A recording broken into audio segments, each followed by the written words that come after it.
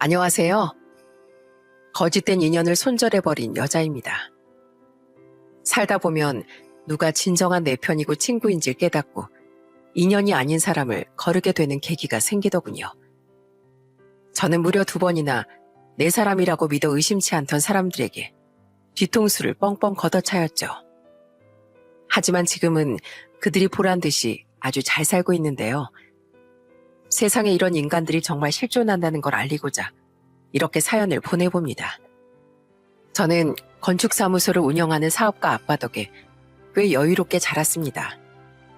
어릴 적부터 집이 부유했던 건 아니지만 성실하고 능력 있는 아빠가 계속해서 사업을 키운 덕에 중학교에 들어갈 무렵부턴 나름 중산층이라고 말할 수 있는 형편이 됐죠. 그리고 제겐 남동생이 2이 있었는데요. 2 동생 모두 누나인 저를 잘 따라줬어요. 안타깝게도 막내 동생은 약한 자폐증을 가지고 태어났는데 누나로서 그런 막내를 잘 챙겨주다 보니 저도 모르게 사람을 보살피고 배려하는 습관이 몸에 배게 됐더라고요.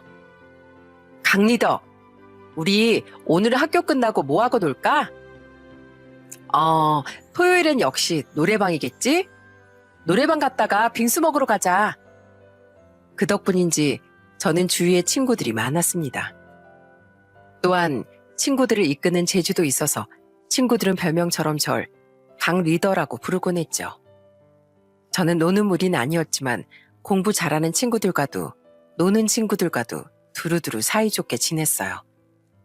그리고 고1 2학기가 시작된 어느 날 전학 온 지 얼마 안 됐던 동은이라는 친구가 제게 말을 걸었죠. 저기 정희야, 나도 너희 무리에 끼워주면 안 될까? 나 사실 전에 다니던 중학교랑 고등학교에서 별명이 찐따였어. 워낙 숫기가 없어서 친구들을 잘 못 사귀었거든. 근데 이 학교에선 꼭 친구도 많이 사귀고 달라지고 싶어. 정희 너희 무리랑 놀면 나 용기 낼 수 있을 것 같은데 안 될까? 안 될 게 뭐 있어. 같은 반 친구면 다 같은 친구인데. 저도 다른 친구들도 그런 동은이를 흔쾌히 환영해 주었습니다. 그 뒤 전 동은이를 유독 많이 챙겨줬어요. 전에 따돌림 당했던 기억 때문인지 친구들 눈치도 많이 보고 내성적이던 그 애가 안쓰러웠거든요. 특히 동은이를 보면 자폐 때문에 놀림을 많이 받고 산 막내를 보는 듯해서 더더욱 잘해준 거죠. 덕분인지 동은이는 점점 표정도 밝아지고 성격도 활발해지더군요. 그런데 고2 때도 저와 같은 반이 됐던 동은이가 어느 날엔 반에서 조용했던 친구 한 명에게 시비를 걸고 있더라고요. 야, 넌 왜 이렇게 애가 음침하냐? 공부도 못하는 게 너 맨날 친구 없는 게 민망해서 교과서 보고 있는 척 하는 거지? 야, 넌 입 없냐? 말 좀 해봐. 너 지금 내 말 무시해? 야, 이동은, 너 왜 괜히 반 친구를 괴롭혀? 정희야, 화났어? 난 그냥 얘가 너무 음침하니까 장난치고 싶어서. 너도 예전엔 친구 많이 없었다며. 근데 똑같은 약점을 가진 친구를 놀리고 괴롭히면 돼? 정희야, 나 서운해? 네 친구는 난데 왜 저런 애 편을 들면서 나한테 뭐라고 해? 내가 너랑 친하긴 하지만 지영이도 나랑 같은 반 친구인 거 똑같아. 그리고 내가 세상에서 제일 싫어하는 사람이 약자를 함부로 대하는 사람이야. 난 그런 애랑 친구하기 싫어. 뭐? 미안해 정희야. 난 진짜 얘랑 그냥 친해지고 싶어서 그런 거야. 근데 네가 보기 안 좋았다면 나 2번 다시는 안 그럴게. 저는 저희 막내 때문에 약자를 괴롭히는 사람을 정말 싫어했습니다. 그런데 자신도 은근한 따돌림과 괴롭힘을 당했다던 애가 제가 딱 싫어하는 행동을 하고 있더라고요. 그 일을 알게 된 무리의 다른 친구들도 입을 모아 동은이를 나무랐죠. 그래도 어릴 적 친구 사이가 그런 일로 쉽게 깨진답니까?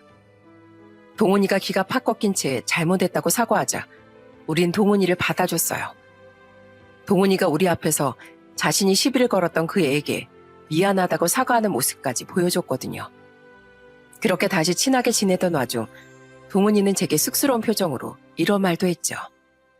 정희야, 나 전학 왔을 때 너희 무리에 끼워줘서 진심으로 고마웠어.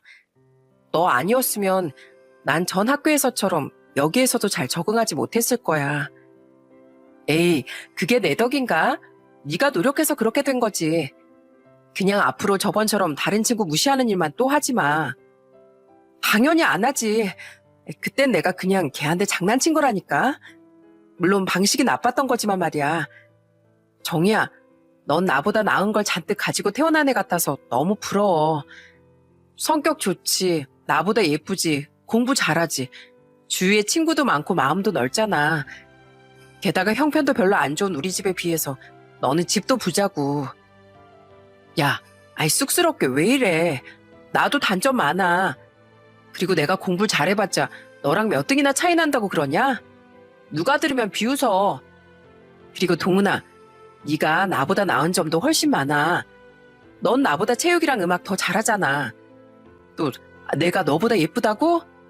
내가 너보다 눈은 크지만 코는 네가 훨씬 오똑하고 예쁜데? 치, 그래도 얼굴 전체적으로 보면 정희 네가 훨씬 예쁘지.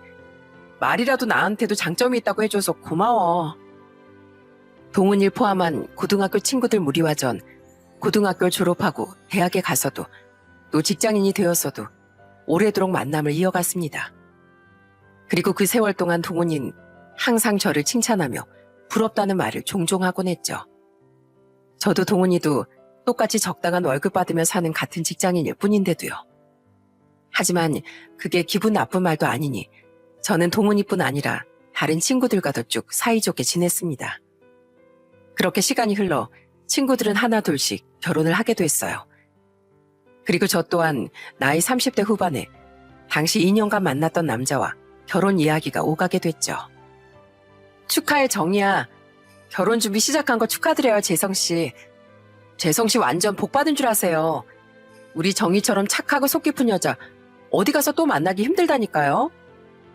알죠. 그래서 누가 낚아채 갈까봐 제가 얼른 청혼한 거 아닙니까. 저요, 우리 정희가 허리가 꼬부라지고 백발할머니가 돼도 오래오래 정말 행복하게 만들어줄 거예요. 하도 친구들이 소개시켜달라고 보채기에 저는 친구들에게 남자친구를 한번 인사시켜줬습니다.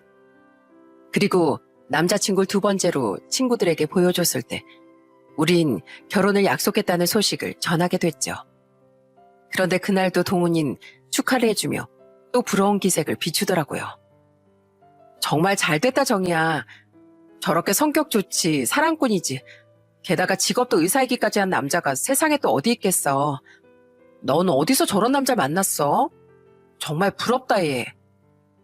아빠 주변 분이 주선해주신 소개로 만났다고 그때 말했잖아. 아, 그랬지 참. 정희 넌 아빠가 잘 나가는 사업가시니까 나랑 똑같은 평범한 직장인이면서도 의사 남편을 두게 되는구나. 동훈 씨, 혹시나 싶어 말씀드리는 건데 전 우리 정희가 잘 사는 집 딸이 아니라 아주 가난한 집 딸이었어도 상관 않고 만났을 거예요. 전 정희의 따뜻하고 인간적인 내면에 반한 거라서요. 저도 알아요. 그냥 정희네 아빠가 주선해주신 소개로 만났다니까 그런 말을 한 거죠. 당시 동훈이는 연애만 시작하면 길게 가질 못하고 계속 남자를 바꿨습니다. 이 사람은 키가 좀 작다. 이 사람은 직업이 별로다. 하면서 말이죠. 그렇게 자기 짝을 찾지 못했으니 결혼 소식을 전한 제가 부러울 수 있겠다 싶었어요. 그래도 사람이 앞에서 듣고 있는데 저런 말을 들먹이니까 조금은 불편해졌습니다. 다행히 너스레를 떨며 자연스럽게 화제를 전환한 남자친구 덕에 상황은 어찌저찌 잘 지나갔어요. 하지만 그날 이후 조금씩 그동안 동훈이에게 느껴왔던 저에 대한 자격지심이나 부러움이 목구멍에 가시처럼 불편하게 느껴지게 됐죠. 저희 재성이가 부족한 점이 많습니다. 모쪼록 많은 가르침 부탁드려요. 아이 무슨 말씀을요. 저희야말로 우리 딸에게 앞으로 많은 지도 편달 부탁드리겠습니다. 그날 이후 저와 남자친구는 상견례도 무사히 마쳤습니다. 남자친구도 예비 시부모님과 예비 시누이도 참 좋은 사람들이었어요. 비록 남자친구 집안 형편은 저희 집에 비해 조금 어렵긴 했지만 저도 부모님도 전혀 개의치 않았습니다. 사람은 인성이 가장 중요하다고 믿었으니까요. 남자친구는 책임감 강하고 착한 사람이었어요. 또한 다행히 직장도 구해 사회 구성원으로 살아가곤 있었지만 여전히 자폐 장애를 안고 살아가던 막내에게 무척 잘해주기도 했죠. 우리 예비 막내 처남은 존경스러운 사람인 것 같아. 그랬으니 장애를 딛고 저렇게 공장에서 성실하게 일하는 사회인이 됐지. 만약 네 어머니 아버지께서 나중에 힘에 부처하시면 네 동생은 우리가 데리고 살까? 정말? 말이라도 너무 고마워. 근데 그럴 일은 없을 거야. 부모님이 막내는 끝까지 두 분이 책임질 거라면서 절대 품에서 안 떼어놓고 사실 거라고 했거든. 아주 먼 나중 일까지 다 계획해 놓으셨대.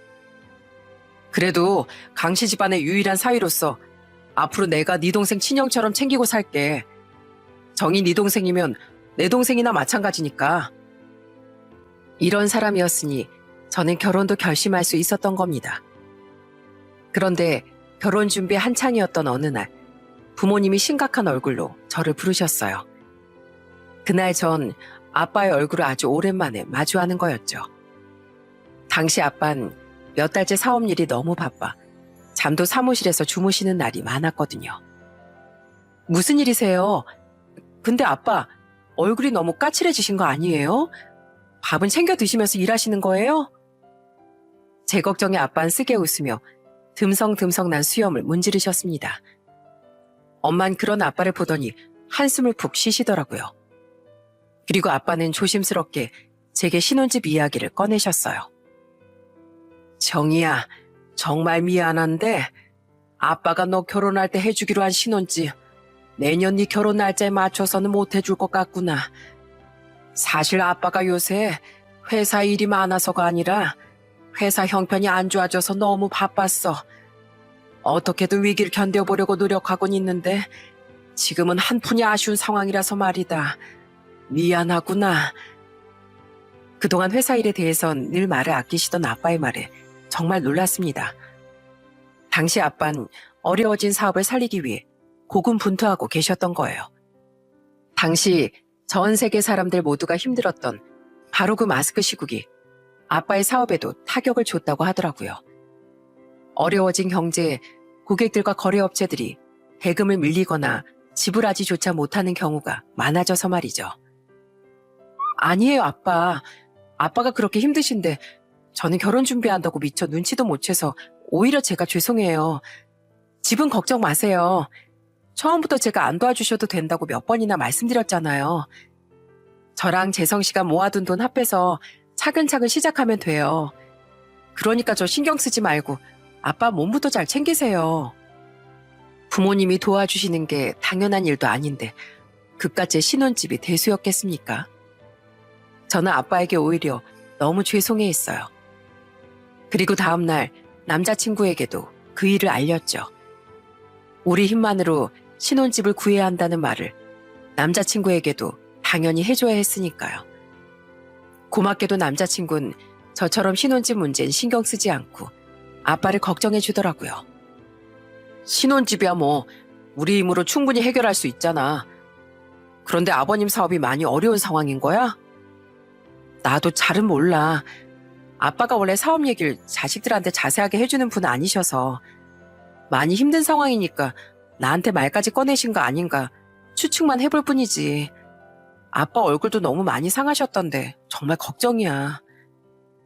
그래도 꽤 오랫동안 운영해온 회사인데 그렇게 한순간에 무너지겠어?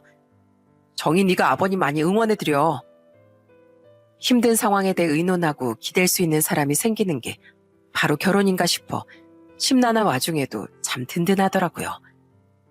저는 남자친구 말대로 묵묵히 아빠를 응원해드렸어요.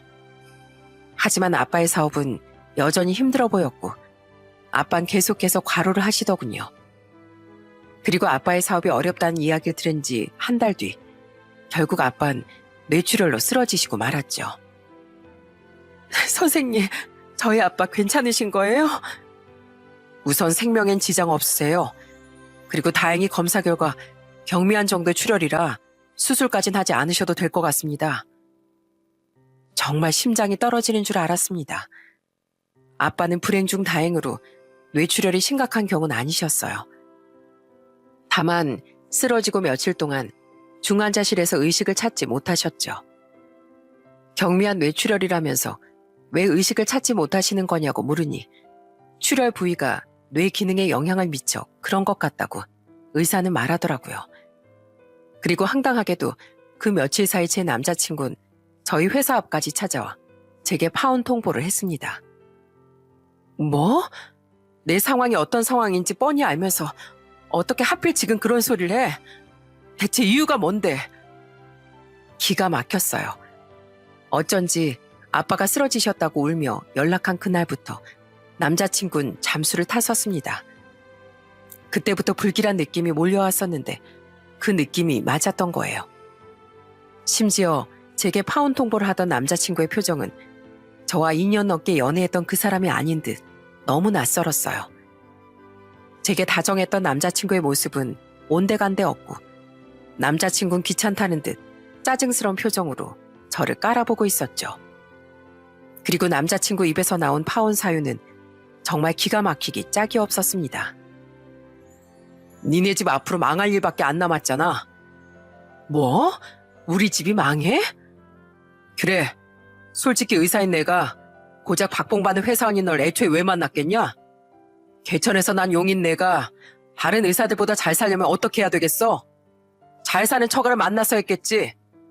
그래서 잘 사는 네 부모 등에 업고 인생 역전 한번 해보려고 했던 거야.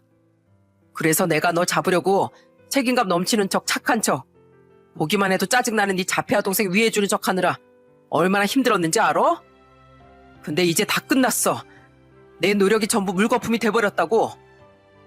그동안 나랑 우리 가족들 앞에서 좋은 사람인 척 연기한 거라고? 그래. 그래서 이제 내 인생 좀 피나 있는데 저번에 네 아빠 회사 휘청거린다는 얘기 듣고 내가 얼마나 불안했는지 알아? 그래도 그 오래된 회사가 한순간에 망하겠어 싶은 마음으로 애써 스스로 위로했었어. 근데 이젠 대표인 네 아빠가 쓰러지기까지 한 마당에 회사가 살겠냐? 망하는 건 뭐 순식간이겠지.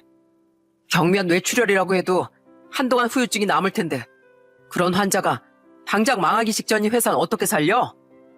그러니까 파혼하자는 거야. 네 아빠가 망하면 나도 너한테 더 이상 볼 일 없으니까. 충격적이게도 그동안 저는 그놈에게 속아 넘어갔었던 겁니다.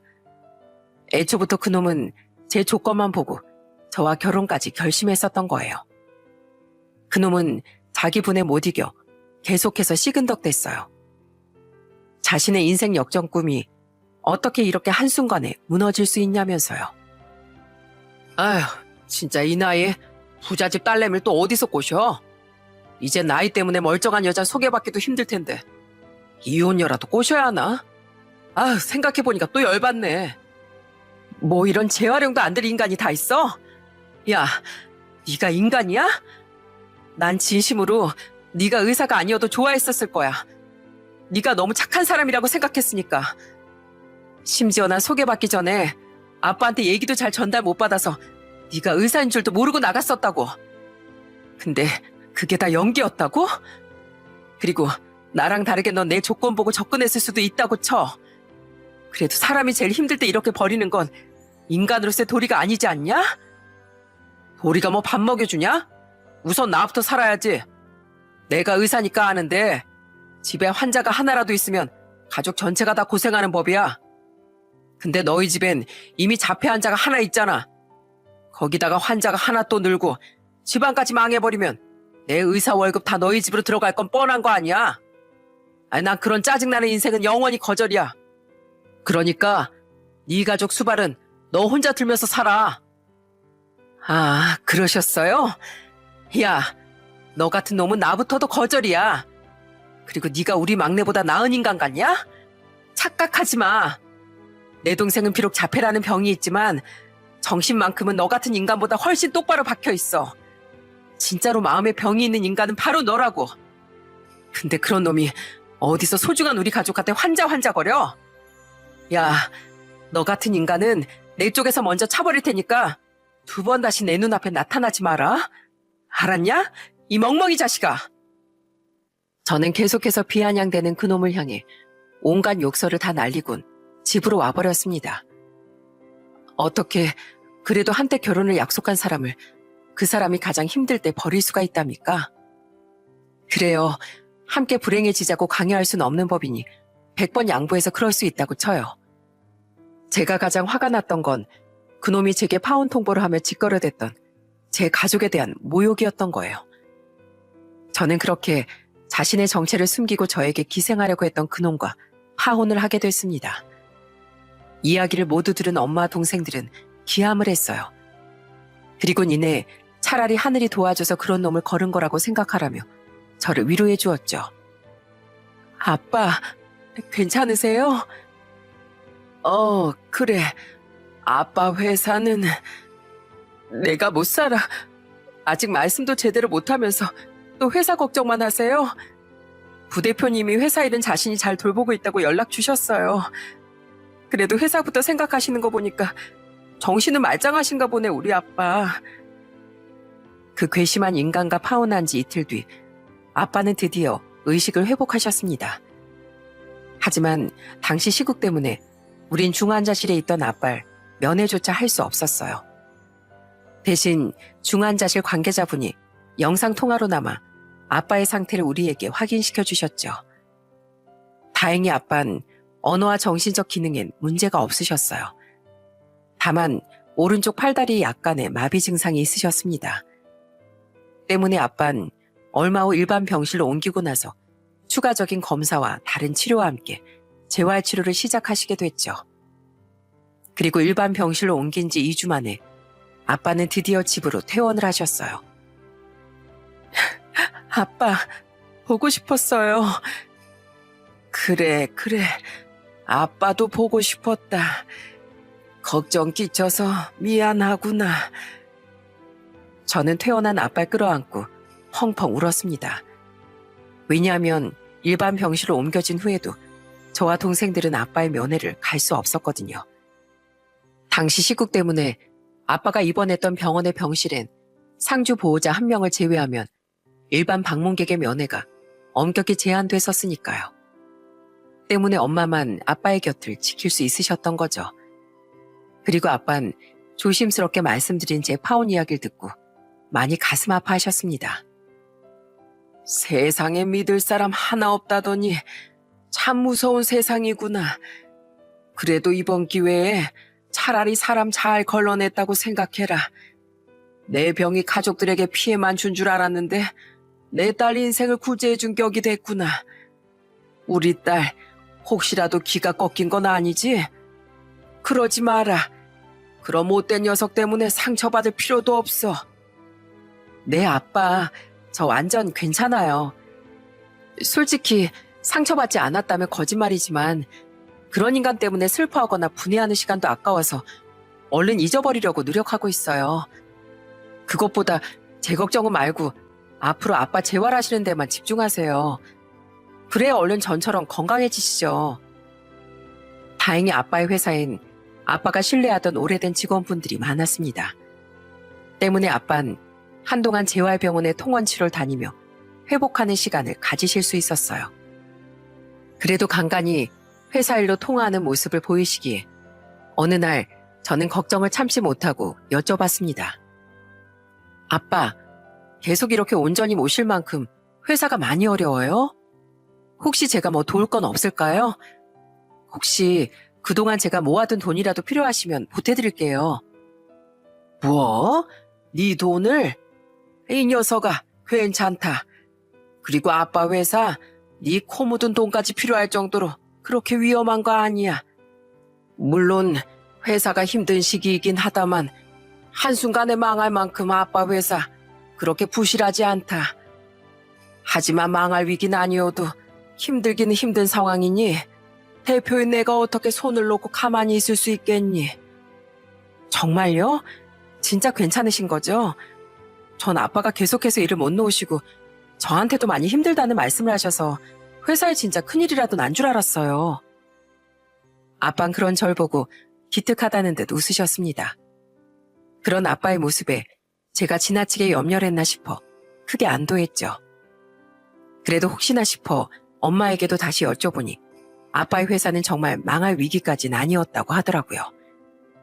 그제야 저도 동생들도 정말로 마음을 놓을 수 있었습니다. 진짜 의사라는 놈이 어쩜 그렇게 찌질하다니? 야, 정희야, 너 파혼 완전 잘했어. 그리고 이제 와서 하는 말인데 난 처음부터 네가 아깝다고 생각했어. 심지어 너한테 엄청 친한 척하던 그놈 여동생도 너랑 SNS 친구 잽싸게 끊어버렸다며? 참, 치사하고 비열한 집구석이다. 혹시 나중에 너희 아빠 회사 다시 일어서고 나서 그놈이 매달려도 너 절대 받아주지 마. 제 파혼 소식을 들은 친구들은 하나같이 입을 모아 그놈을 비난했습니다. 특히 동훈인 차마 입에 담기조차 힘든 욕설들을 마구 퍼부어주더라고요. 물론 그 육두 문자들을 모두 듣기 거북하긴 했지만 그 마음만은 고마웠어요. 저를 위해 그렇게까지 화를 내주는 그 모습이 말이죠. 그리고 그런 친구를 따지고 보면 제게 해를 끼친 것도 없는데 지레 불편해했다는 사실이 미안하더라고요. 하지만 인간관계에 대한 사람의 촉은 대부분 맞아떨어진다죠. 저는 그로부터 1년 2개월 뒤쯤 동훈이에 대한 아주 충격적인 소식을 듣게 됐습니다. 같은 무리 친구인 해나라는 친구가 제게 건 전화로부터 말이죠. 정희야, 너 동훈이한테 연락 받았어? 무슨 연락? 안 그래도 걔 한동안 연락 없어서 연락해볼까 했는데 너한텐 연락 왔어? 왜 그동안 나랑 애들한테 연락도 안 하고 지냈대? 너 듣고 놀라지 마. 걘 우리한테 연락을 안 한 게 아니라 못했던 거였어. 동훈이 걔 결혼한대. 방금 너 빼고 나랑 다른 애들한테만 모바일 청첩장도 쫙 돌렸어. 왜 나를 빼? 그리고 결혼이랑 여태 연락 못한 거랑 그게 무슨 상관이야? 그 남편 될 사람 정체가 어마무시하거든. 왜 너랑 결혼할 뻔했던 그 속물 의사 자식 손재성, 그 인간이 바로 동훈이 예비 남편이야. 나랑 애들도 모바일 청첩장에 있는 그 인간 이름이랑 웨딩하버 속 얼굴 보고 기절할 뻔했다니까. 뭐? 손재성? 진짜 기절 초풍할 뻔했습니다. 그동안 연락이 없었다 했더니 동훈인 저와 애들 몰래 제 전 남자친구와 결혼을 준비하고 있었다는 거예요. 너 빼고 걔가 따로 만든 단체 채팅방에서 다들 그 청첩장 받고 난리가 났었어. 근데 걔가 자기 좀 이해해달라고 사정을 하는 거 있지? 사실 네가 그놈을 인사시켜줬을 때부터 자기도 그놈한테 반했었대. 근데 친구랑 결혼할 사람이니까 포기했었는데 네가 파혼한 뒤로 자꾸 그 인간 생각이 나더래. 그래서 그 인간 SNS를 알아내서 용기 내서 연락을 했다네. 참, 그렇게 당당하게 사랑을 쟁취했다는 거야. 사랑을 쟁취했다고? 짝사랑? 그렇게 그 자식 욕을 해대던 걔가? 그래, 말이 안 되잖아. 그 말을 누가 믿어? 게다가 그럼 만난 지 얼마나 됐다고 결혼 준비를 했냐고 물었더니 그렇게 어렵게 쟁취한 남자를 놓치고 싶지 않아서 걔가 먼저 청혼했다더라고. 웃겨 진짜. 우리가 보기엔 분명 걔 의사 3호 자리 탐나서 그런 버러지한테 접근한 걸 거야. 기억나지? 동훈이 걔가 너 의사랑 결혼한다고 엄청 부러워했던 거. 그 돈 밝히는 인간이 왜 걔한테 붙었는지 모르겠는데 아무튼 둘 다 너무 상도덕 없는 인간들 아니니? 심지어 동훈이 걔가 우리한테 그 인간을 다시 인사시켜주고 싶다더라고. 걔 정말 제정신이야? 친구는 동훈이가 제 전 남자친구를 다른 친구들에게 소개해주기로 한 자리에 저도 오라고 말했습니다. 그 기가 막힌 동훈이의 제안에 처음에 친구들은 절대 나가지 않으려고 했다고 해요. 그런데 친구들끼리 다시 이런 이야기를 나눈 후 곧장 저에게 전화를 한 모양이더라고요. 그런 것들은 단단히 엿을 먹여줘야 된다고 다들 합의 봤어. 그래서 말인데 정희야, 우리 그 자리에 나가기로 했으니까 너도 거기로 와. 그 둘이 널 보면 얼마나 기절초풍하겠니? 가서 시원하게 욕 한 사발 날려주고 나서 우리끼리 오랜만에 신나게 술이나 마시자. 회박은 못 놔도 면전에 대고 욕짓거리는 해줘야 할 거 아니야. 진짜 어이가 없네. 일단 알았어. 내가 약속 시간보다 좀 늦게 등장하면 되지? 참 어이가 없어서 실소가 나왔습니다. 그놈도 그놈이지만 어떻게 가장 힘들 때 친구를 버린 그런 놈에게 고의로 접근해서 결혼까지 할 생각을 할 수 있답니까? 그리고 얼마나 뻔뻔한 낯짝이면 그런 놈을 이젠 자기 예비 남편이랍시고 다른 친구들에게 소개시켜줄 생각을 할 수 있단 말인가요? 저만 빼고 다른 친구들은 자신을 이해해 줄 거라고 생각한 그 애의 정신 상태가 의심까지 되더군요. 저는 그 연놈들의 면전에 대고 욕짓거리라도 날려줘야 한다는 친구의 말에 동의했습니다. 때문에 전 친구가 말해준 날짜에 약속 시간보다 조금 늦게 약속 장소인 식당으로 향했죠. 얘들아, 다시 한번 소개할게. 이젠 정희가 아니라 내 예비 남편인 재성씨야. 다들 과거는 모두 잊고 우리 재성씨 따뜻하게 환영해줘. 안녕하세요. 이거 참, 이런 자리에서 다시 인사드리기 민망하네요. 그래도 저 앞으로 동훈이랑 잘 살 테니까 응원해주세요. 식당에 들어간 전 슬그머니 그들이 있는 테이블을 향해 다가갔습니다. 이제 막 모인 건지 동훈이와 그놈은 어색한 표정의 친구들을 향해 인사를 하고 있더군요. 다정하게 팔짱을 낀 채로요. 그리고 잠시 하나둘 나오고 있던 음식들이 다 세팅되길 기다렸다가 이번엔 친구들에게 결혼식장에서 할 일을 하나씩 나눠주더라고요. 해나 넌 야무지니까 신부 도와주는 가방순이 해주면 될 것 같고 미진인 부케 받아주면 되겠다. 그리고 얘들아, 내 축가는 누가 해줄래? 나 친구 너희들밖에 없는 거 알지? 진짜 잘 부탁해. 대신 앞으로 아프거나 의학적 소견 필요한 일 있으면 언제든지 나한테 부탁해. 우리 재성신 내 말이라면 하늘의 별도 따다 줄 사람이거든. 나 이제 의사 사무잖아. 정말 꼴값을 하는구나 싶었습니다. 더 이상 그 모습을 지켜보고 싶지도 않았던 전 일부러 과장된 웃음소리를 내며 당당히 등장했어요. 야, 그렇게 의사 사모 된다고 날 부러워하더니 기어코 너 꿈을 이뤘구나. 축하해 동훈아. 정희야. 그래 나야, 네 친구 정희. 평생 네가 그렇게 부럽다는 말을 달고 살던 강정희. 얘, 넌 서운하게 왜 나한테만 결혼 소식을 안 알렸어? 따지고 보면 너랑 제일 먼저 친구 된 게 난데. 그 축가 내가 해줄게. 곡은 잘못된 만남 어때? 요, 원, 투, 쓰리.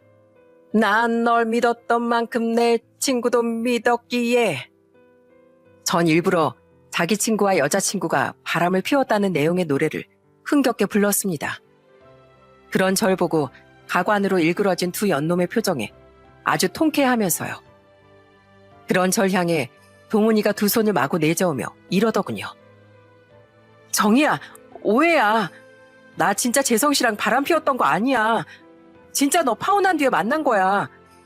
근데 너 여긴 어떻게 알고 왔어? 내가 말해줬다. 왜? 그리고 바람을 피웠든 나중에 만났든 그게 무슨 상관이야? 노래 제목처럼 잘못된 만남인 거 맞잖아. 아휴, 축하해주는 척 연기하느라 힘들었네. 야, 이동은. 우린 전부 다 이 결혼 축하해줄 마음 털끝만큼도 없어. 친구는커녕 사람이 사람 같아야 사람 대우를 해주지. 어떻게 친구를 배신한 인간하고 붙어먹어? 정희가 너한테 얼마나 잘해줬었는데. 가방순이 같은 소리하고 있네. 확 핸드백으로 스트라이크를 날려버리라. 진짜 부끄러운 줄 알아. 그런 그 애를 향해 제게 두 연놈의 소식을 알려줬던 친구는 소리를 빽 질렀습니다. 그리고 그 친구를 따라 다른 친구들도 험악하게 인상을 쓰며 자리에서 일어나기 시작했죠. 너도 나도 동훈이에게 비난을 퍼부으면서요. 저는 그 모습을 보다 짜증이 날 대로 난 것 같은 전 남자친구 놈을 향해 비웃듯 말했습니다. 야, 너도 참 대단하다. 나한테 그 비아냥을 떨어대면서 파혼 통보하더니 어떻게 그 짧은 사이에 내 친구랑 눈이 맞았냐? 너 돈 좋아하잖아. 근데 얘네 집에 돈 없어. 아니면 뭐 둘이 같이 로또라도 당첨됐니? 그런 거 아니거든? 그리고 넌 친구라면서 친구 집안이 어떤 집안인지도 모르냐? 내가 뭘 몰라? 동훈이네 아버지 자기 사업하는 회사 대표야. 너희 아빠 경미한 뇌출혈 어쩌고 하더니 지금 완전 반신불수라며? 네 아빠 사업도 완전히 망했다며? 그럼 얌전히 환자인 네 아빠 네 동생 뒤치다거리나 하고 살지. 나랑 네 친구가 좀 잘 살아보겠다니까 질투라도 났냐? 그래서 이렇게 음흉하게 몰래 나타나서 사람을 놀래킨 거야? 참 추하다 추해. 대표? 왜 웃어? 그래, 어차피 상황 보니까 너도 네 친구들도 나랑 동훈이가 서로 좋아해서 결혼한다고 말해도 안 믿겠네. 이판사판 솔직하게 말해줄게. 동훈이가 자기랑 결혼하면 자기 아빠 돈으로 나한테 개인 병원 차려줄 거라고 했어. 사랑이야. 결혼하고 나서 차차 하면 되는 거 아니야? 나랑 넌 이제 클래스가 다르다 이거야. 클래스가. 넌 망한지 불쌍한 장녀. 난 잘나가는 장인어른 둔 개인 병원 병원장. 재성씨, 그런 걸 뭐하러 말해. 우리 나가자. 여기서 괜히 조롱당하고 있을 필요 없어. 그놈 말을 듣는데 왜 그 돈 밝히는 인간이 동훈이랑 결혼을 결심했는지 이제야 알겠더군요. 저도 친구들도 아주 잠시 동안 의아해했습니다. 하지만 이내 사건의 전말을 깨닫곤 다 같이 박장대소했죠. 우리가 웃는 이유를 알고 있던 동훈인 어리둥절해하는 그놈을 끌고 무작정 도망가려고 했어요. 하지만 제가 그걸 그냥 놔뒀겠습니까? 저는 아직도 웃음이 가시지 않은 말투로 그놈에게 진실을 말해줬어요. 왜 웃어? 야, 대단하다 대단해. 병원 차려준다고 했다고 자기 파혼녀 친구랑 결혼하겠다는 너도 그딴 거짓말로 자기 친구 뒤통수 친 인간 꼬셔서 의사 사모 한번 대보겠다고 발악한 쟤도 거짓말이라고? 뭐가? 쟤네 아빠 대표는 맞아. 근데 너 지금 밑에 뭐 입었어? 뭐? 무슨 뚱딴지 같은 소리야? 뭐 바지? 그래. 쟤네 아빠 그 회사에 자기 돈 하나도 없는 바로 그 바지 사장이야. 알지? 회사 운영을 실제로 하는 게 아니라 그 회사 운영하는 데 필요한 명의만 빌려주는 사람. 심지어 그 회사가 불법 사업체인 건 아니? 바지 사장? 불법 사업체? 그래. 쟤네 아빠 원래부터 온몸에 문신투성인 어깨 출신이었어. 우리 고등학생 땐 야자 째고 도망간 동훈일 담임 선생님이 좀 혼냈다고 다음날 찾아와서 학교를 완전히 뒤집어 엎어버렸다니까. 누가 감히 그 호랑이의 코털을 건드리냐고 말이야. 책상 던지고 부시고 욕설하고. 아우, 절대 못 잊지. 그 광경. 아빠가 맨날 주먹 써서 합의금 물어주느라 집안 살림 다 거덜낸다고 동훈이 제가 우리한테 얼마나 하소연을 했는데. 우리가 성인 된 후론 교도소도 2번이나 들락거린 분이야. 쟤네 아빠가. 분명히 내가 인사드렸을 땐 점잖은 분이셨는데. 긴팔 긴 바지로 문신 가리고 연기라도 하셨나 보지. 의사 사위 보려고. 예전 네가 우리 가족한테 가식 떨었던 것처럼. 그 뒤로 위험하게 불법 사업체 운영하는데 방패막이처럼 바지 사장으로 이름 올렸다고 동훈이 제가 얼마나 불안해했는지 알아? 근데 그런 자기 아빠를 그냥 대표라고만 말하면서 너한테 병원을 차려준다고 했다고? 쟤랑 쟤네 부모님이 사는 아파트부터가 자가도 아닌 반전세인데? 넌 그냥 의사 사모 한번 대보겠다고 달려든 동훈이 쟤한테 낚인 거야. 아주 네가 살던 대로 고스란히 돌려받았구나. 역시 인생은 공평하다니까. 제 말에 그놈은 믿을 수 없다는 표정으로 동훈이를 바라봤습니다. 거짓말에 모두 들킨 동훈이는 눈물만 뚝뚝 흘리며 그놈 눈을 제대로 쳐다보지 못했죠. 야, 너 왜 내 눈을 못 봐? 너 의사 사모 만들어주면 나 병원 차려준다며. 그러니까 강정이 같은 똥차는 얼른 입고 벤치인 너한테 오라고 했잖아. 아니, 난 그냥 재성씨를 너무 좋아하는 마음에 그만. 그걸 나한테 믿으라고? 날 그렇게 좋아해서 내 카드로 그렇게 비싼 명품백에 명품 옷을 펑펑 사재 끼고 다녔냐? 네 아빠한테 결혼 전까지 카드 압수당했다는 핑계 대고? 뭐 이런 게 다 있어? 에이, 돈도 없는 그지들이 사람 깜빡 속아 넘어가게 왜 그런 그럴싸한 아파트에 반전세로 기어들어가서 살고 있는 거야? 이것은 허풍 덩어리들이었네. 야, 싸움은 우리 가면해라. 꼴도 보기 싫으니까. 그리고 하나 더. 야, 손재성. 이동은 제가 우리 아빠 반신불수되고 회사 완전 망했다디? 혹시라도 또 네가 나한테 빌붙을까봐 겁났나 보네, 제가. 근데 어쩌지? 우리 아빠 그 뒤로 미세한 마비 증상만 남고 나머지 멀쩡하셨는데 그 뒤로 재활치료 열심히 받으셔서 지금은 일상생활 아주 잘하고 계셔. 우리 아빠 회사도 위기 잘 넘기고 지금 차근차근 다시 일어나고 있고. 너 배 좀 아프겠다. 얘들아, 엿은 먹일 대로 먹인 것 같으니까 이만 가자. 그래, 야, 이동은 너 예전에 별명이 찐따였다고 했지? 왜 찐따였는지 이제 좀 알겠다. 어쩜 그 나이 먹고도 하는 짓이 이렇게 찌질하냐? 우린 앞으로 너 영영 손절할 거야. 얘들아, 나 친구 너희밖에 없는데 이렇게 너희까지 정의편만 들면 어떡해. 나도 태어나서 한 번은 떵떵거리고 살아보고 싶어서 그랬어. 친구인 너희들은 나 좀 이해해주면 안 돼? 친구 자격도 없는 게 어디서 자꾸 친구 거려? 우린 사람하고만 친구한다. 인생 똑바로 좀 살아라, 이 찐따야. 그렇게 저와 나머지 친구들은 아비규환이 된 식당 안에서 유유히 빠져나왔어요. 그런 우리의 뒤로 이게 사실이냐, 넌 벤츠는커녕 손수레도 안 된다 하는 그놈의 고함 소리와 미안하다며 엉엉 우는 동훈이의 울음소리가 들려왔죠. 정말 우리나라 제일의 여자 찐따 대표와 남자 찐따 대표의 환상적인 케미였어요. 그리고 그로부터 며칠 뒤 저는 모르는 번호로 전화를 한 통 받았습니다. 야, 너랑 애들 다 내 번호 차단했냐? 그럼 안 했겠니? 손절 당한 거 알면 전화하지 말 일이지. 이건 또 누구 번호야? 우리 엄마 번호다. 왜? 그 사람은 바로 동훈이었습니다. 동훈인 집에서 혼자 술이라도 먹었는지 혀가 잔뜩 꼬여 있었어요. 그리곤 저 때문에 자신의 인생이 망했다며 대성통곡을 했죠. 니들이 나한테 엿먹이고 나서 내가 재성 씨한테 얼마나 매달렸는지 알아? 근데 날 무슨 벌레 보듯 하더라, 그 인간. 혹시나 싶어서 내 뒷조사까지 다 해봤다면서 말이야. 그래서 내가 내 연봉 2천이나 넘게 거짓말한 거라 옛날에 카드값 때문에 받았던 카드 대출 빚까지 죄다 뽀록 났어. 이젠 재성 씨 마음 절대로 못 되돌린다고. 가지가지 했구나. 근데 왜 나한테 그래? 그놈한테 거짓말하고 속이고 한 거 다 네가 직접 한 거잖아. 내가 하라고 시켰니? 따지고 보면 너 때문에 이 결혼 엎어진 거나 마찬가지지.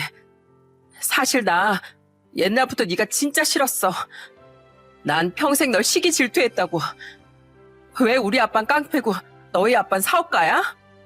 왜 넌 나보다 친구들한테 인기도 많고 예뻐?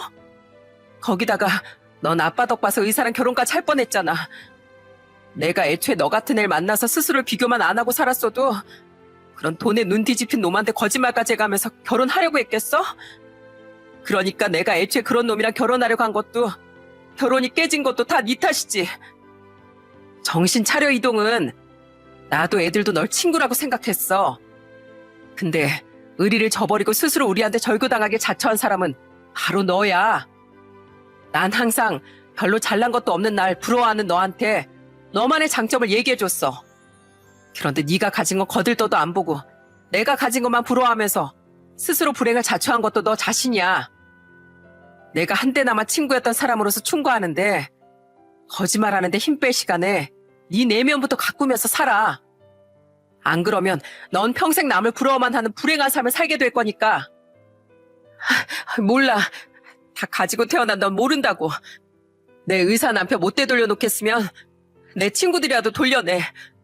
나 진짜 친구들 걔네밖에 없단 말이야. 이미 절교당한 인연에 집착하지 말고 왜 네가 친구가 없는지 잘 좀 되새겨보고 살아라, 이 찐따야. 제 충고는 귀에도 들어오지 않는지 동훈인 자기 인생을 돌려내라며 애처럼 박박 악만 써댔습니다. 그 소리가 듣기 싫어 저는 그대로 전화를 끊었어요. 그리곤 그 번호도 곧장 차단해버렸죠. 그런데 이 남녀 국가대표 찐따들이 돌아가면서 사람을 귀찮게 하더군요. 그로부터 며칠 뒤 이번엔 저희 회사 앞으로 남자 대표 찐따가 찾아왔거든요. 그리고 그놈은 절 보자마자 손을 덥석 잡더니 이러더라고요. 정희야, 나 너한테 고맙다는 말 하려고 왔어. 아, 이거 안 나? 뭐야 넌 또? 정희야, 이번에 네가 아니었으면 나 그 사기꾼 말에 홀랑 넘어가서 내 인생 내 손으로 꼴 뻔했어. 그래서 말인데 나 그때 일로 내 마음은 아직 네 거라는 걸 깨달았어. 이젠 돈도 집안도 다 상관없으니까 나랑 다시 시작하지 않을래? 처녀 귀신 삭발하는 소리 하고 있네. 어디서 말도 안 되는 황당한 소리를 짓거려?